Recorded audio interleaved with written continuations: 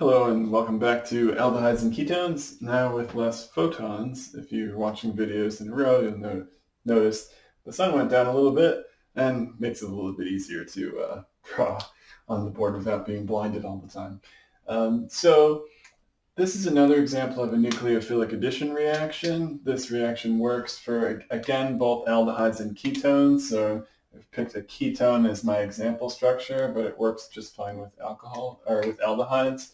And this is the Grignard reaction. Apologies if I'm saying that wrong. But it works actually really similarly. So more versatile reaction creates carbon-carbon bonds, and it can create a bunch of different carbon bonds with different reagents. But essentially, if you have an aldehyde or a ketone and react it with a carbon structure, with this is called the Grignard reagent. So the carbons bond to a magnesium bromide, and then finish it with acidic water. Then you can get a new structure to add in that nucleophilic addition spot like before. And the keys of this reaction are you're actually making a more negative carbon. So it acts like a carbanion, which we don't see too often.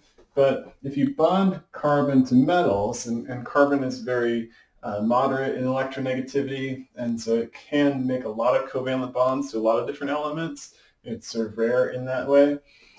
But since carbon's actually more electronegative than magnesium, the magnesium is the positive end of this carbon bond, and the carbon is the negative. Right? We're used to carbon being bonded to oxygen and nitrogen and such, but in this case you have a negative carbon. For mechanism's sake, we're going to treat the Grignard reagent like it's going to be a negative charge on the carbon where the magnesium is attached. And that's a simplification, but it helps make these nucleophilic additions more manageable in mechanism. So again, our nucleophile is that carbon, our electrophile is the carbon of the carbonyl, in this case our ketone. So our nucleophilic addition, that carbon is going to attach to the carbonyl, break the pi bond, electrons go up to oxygen.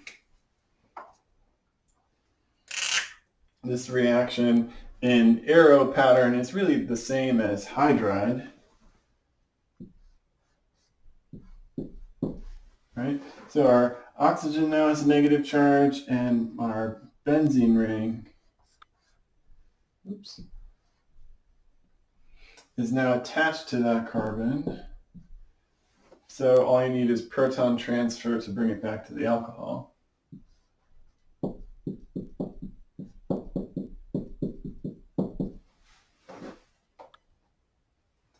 So for our Grignard reaction, that carbon nucleophile adds, and then proton transfer, and then our ketone or aldehyde has been turned to an alcohol.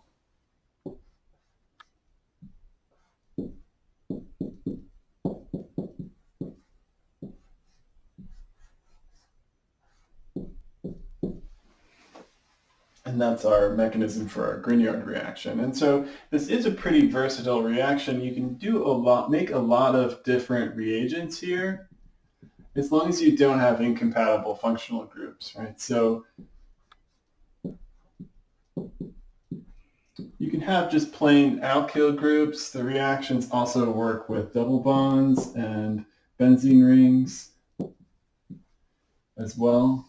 Right, so a lot of different reagents. We can add different functionality there doing this Grignard reaction to any aldehyde or ketone.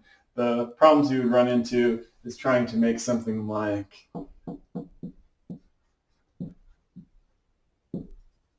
an alcohol-based Grignard reagent. So having this nucleophilic carbon means that it would end up reacting with the alcohol and doing a proton transfer. Right? These reactions are very water sensitive. You want to keep this first part of the reaction very dry. Otherwise, the reagent will just react with water or alcohols, weak acids it can react with, and it just burn up the reagent. So this would just react with itself, and that Grignard reaction wouldn't work. So you have to be very careful with water sensitivity in doing these reactions in a real setting, but otherwise it's very versatile and you can add a lot of different carbon groups and actually build bigger structures from there. And that's the Grignard reaction. But again, it's a nucleophilic addition. It follows the same pattern as the general nucleophilic additions do.